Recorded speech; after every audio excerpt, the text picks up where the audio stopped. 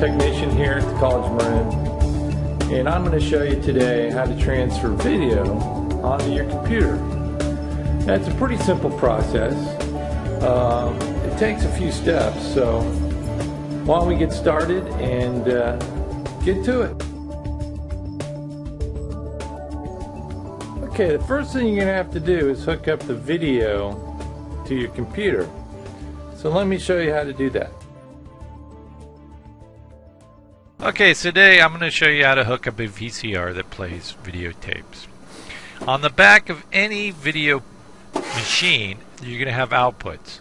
You're going to have one output for video, and then you're going to have another output for audio, as you can see here. So what you do is you'll have a RCA cable, yellow for video, and you plug that up for the video. And then there's only a mono out on this one, so take the white cable RCA and plug that out for audio. And now we'll move on to the other side of the cable, which you've got the yellow for video, and then you have two, one right and one left for the other audio. Now our hardware input is a mini stereo plug, so we have to adapt it. That's what this is. So on the other end we have female RCA plugs. So you just match up the color, plug the white cable into the white one, and then plug the red cable into the red one, and you'll be ready to go with your adapted mini stereo plug. Now on the hardware in the back, it's a PCI slot, and to the left you can see there's a hole, and that's a mini, and you plug your audio in there. Now next to that is a S-video input. They give you a little adapter that adapts it to RCA, and you can see it's color-coded yellow. So then you just take your yellow RCA cable and plug that in there, and you should be ready to go. Okay, here we are on the computer, and now I'm going to show you how to bring in the video. The program we use to that works with the hardware we have in the back there that we plug the video in is called WinTV7. So to start it, you would just double click on it, but I actually have it running down here, so I'm going to bring it up. Okay, so this is the window that we work with. The first thing to do would be to start your video source, ours being of course a VCR, so I'll hit play on my VCR. This starts the video playing. You can see it. Now once you get to a part that you want to record, you hit the red button. It tells you what the name of the file is going to be right there, and then you just let your video run for however long your program is going to be. If it's like a 2-hour program, you can just let it run and walk away and then come back, and hopefully it'll all be fine. But at this point we've got enough here to work with, so I'm going to stop it. So again, what I do is I hit this red button again,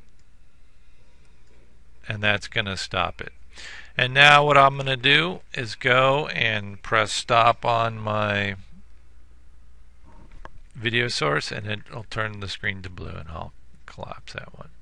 Oh wait, there's one little thing I got to show you. Under here there's this little button. It looks like a cog or something. So we hit that, and that's our settings tab. Under it is a capture tab, and in it says recordings directory. This tells you where that file you just made is. It's in the C drive under documents and settings, in the all user folder, in the documents folder, in the my videos folder. So now I'm going to go look for that file. So I go under C drive, which is here, and we go under documents and setting, all users, shared documents, shared videos, and there it is. Now what I want to do is, it gives you this weird way of titling it, so let's give it a name that is more user friendly. So what I'm going to do is right click on it and go to rename. That highlights the name, but I can hit the backspace, delete the name that was there, and I'm going to give it a new name that is more familiar to all of us.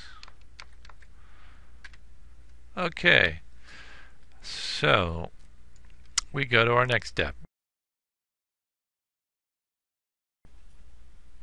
Okay, now we need to get the closed captions off that file.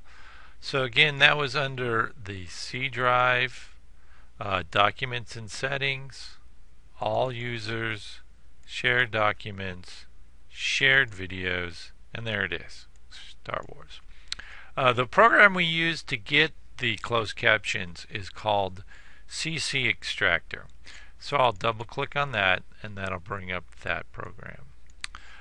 Now what I'm going to do is click on the window that has the file in it and just drag it over to this other window.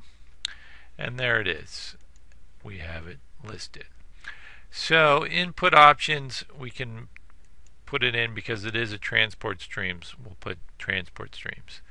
The output option is very important. That's got to be the second one, called the SAMI file or SMI file. And then we go over to here to this execution tab, and then we can just hit the start button and it'll start making the closed captions. And you know it'll be successful because in this little preview window here you can see actually where the closed captions are, and you can see what Darth Vader is saying right there. Okay, now I'm going to close that file out because that's all we do with that. Now when we go back to our folder with the original video file in it, that's the TS file, you can see there it is.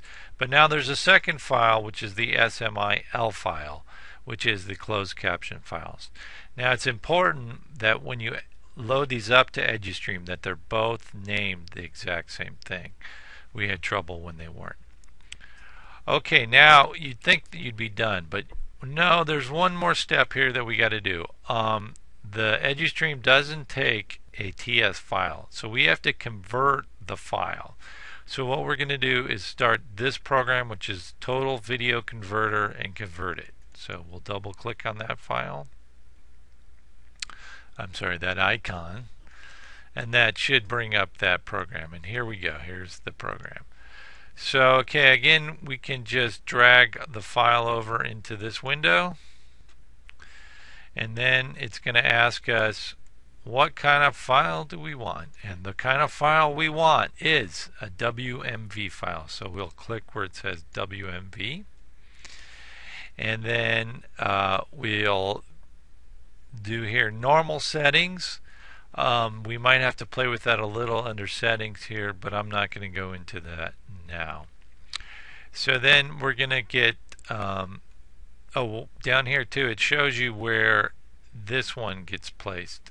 It is document and settings, all users, same one. So let's do convert now. And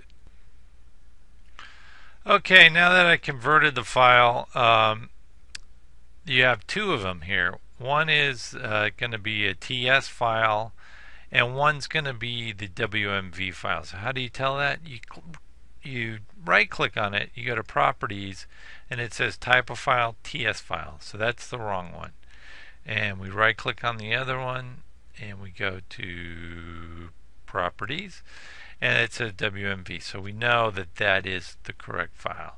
So this one and that one are the ones we're going to load up to EduStream, and we're going to show you how to do that in another video on another day. Okay, I hope you enjoyed this video, and have fun converting those videos. Thank you.